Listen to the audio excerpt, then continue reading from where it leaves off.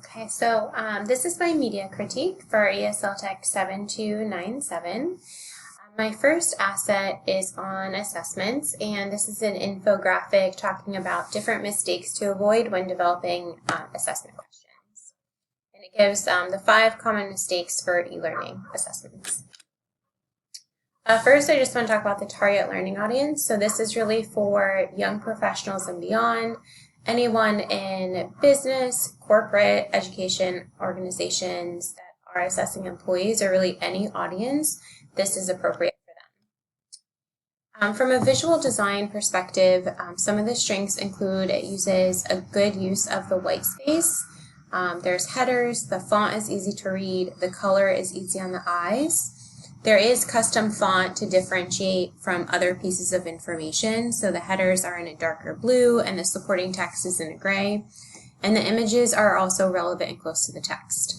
The only weakness I kind of noticed is that it would be helpful to either use bullet points to skim the text, or even using bold or highlights. So talking about some of Myers multimedia design principles, I've listed out the 12 different principles here, and so I wanted to talk about the strengths. So for a few things, the visuals on the infographic relate to the text. There was no fluff in the material. They related back to the learning objective, and the visuals helped with comprehension. The numbers on each of the assessment mistakes allowed you to easily identify, which one you were on and referring to, and then again, the color of the font and the text size for the headings helped you see, which tip was which one. I thought that the accompanying text with the graphics helped with avoiding redundant information. Since there was no audio narration, then I consider the text to be appropriate, and it can help a beginner. The no narration gave time to process the graphics and the text at your own pace. They are placed close and relevant to the text, so the learner isn't spending time scanning to match the items. Me as a learner, I used less energy to decipher the meaning because they supported what they were talking about. There was no animation again, so the visuals and text all appeared together at the same time when you opened the infographic. And each mistake is separated by a number and a visual green line. So that kind of helps you separate each little chunk there. And it does contain information on the importance of understanding ineffective assessment questions and how it can impact the learning experience on the top of the graphic. From a modality perspective, it uses visuals to support learning, and the text is accompanied by visuals. So that supports the text to really enhance the information, almost to the point where you could look at the visuals and get a good understanding of all of the different mistakes. The text is simple and concise, and no complex words were used, so it really helps a wide variety of learners. There were no talking head images. Instead, it just used relevant visuals on the screen.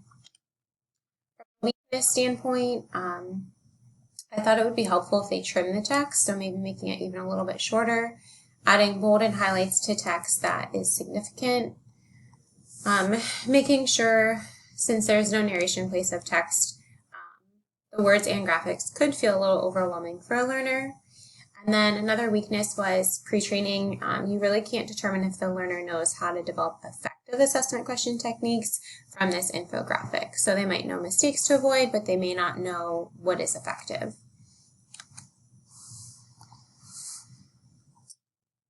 And then last one for modality, there's no spoken words. Oh, actually, okay. So from a learner appropriateness, I thought it supported the target audience by teaching the learning objective, the 5 mistakes to avoid, and it used appropriate language for a multitude of expertise levels. A weakness is that there's a negative connotation to this, so I think it would be helpful to talk about 5 best practices rather than mistakes. It was easy to read the headings to get a general idea of what the mistakes were without having to do too much of a deep dive into the text. And then I felt that the use of bullet points to promote skimming would just help the layout and also making it a little bit wider. So when you do open the file, it's not so long and you can print it and resize it. So those were actually kind of my suggestions for improvement as well.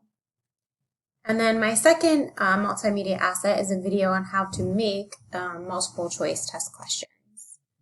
So about this topic is it walks you through the top 10 tips for developing multiple choice assessment questions. Similar to the other graphic, it's appropriate for young professionals, business, corporate, anyone really assessing employees or any audience. What I liked about this video is it used a white background, so it was helpful that I wasn't distracted by the color. The font is easy to read, the colors were easy on the eyes, they used consistent visuals throughout, the same type of characters, and there were multiple images and visuals to support comprehension. I did feel that one weakness is every time a new tip came up, they actually erased the tip number from the slide, so it would have been helpful to keep that on the screen.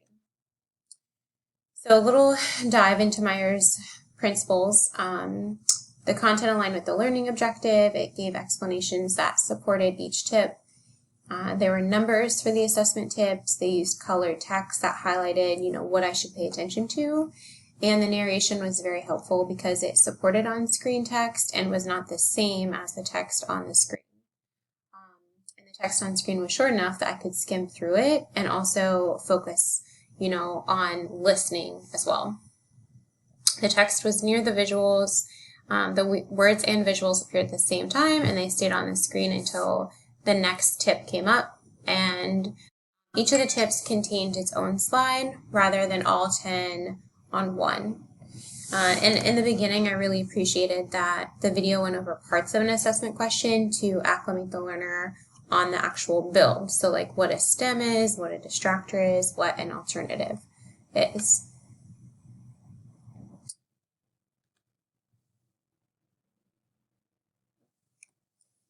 For modality, the spoken words accompanied the visuals and they went into greater detail than the printed words on the screen.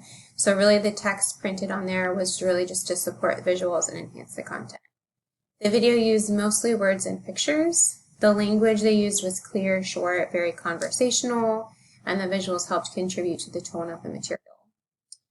And I also really appreciate that the narrator was a human voice rather than voice generated, so it felt very real and relatable.